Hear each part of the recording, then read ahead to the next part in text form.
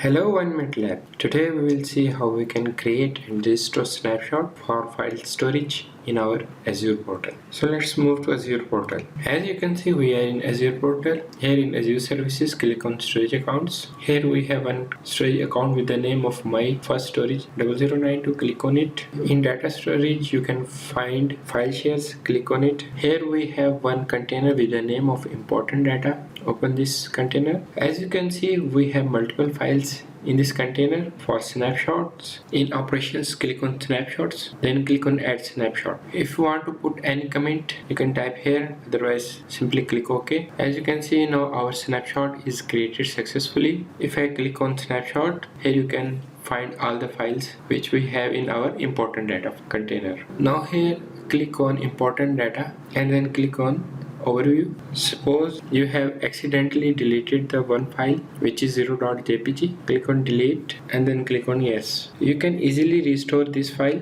For this, in operations, click on snapshots, then click on snapshot which you have created. Here you have 0.jpg. Click on these three dots and then click on restore. Here this is asking whether you want to restore a file as a copy or you want to overwrite with original file. As we have deleted this file, you can choose any one of them, then specify the name of your file. I am going with original file name. You can also rename this file, then click OK. As you can see, our file is successfully restored. If I again click on important data, then click on overview. Now here you can find our file 0.jpg. Hope you like this video. See you in next video.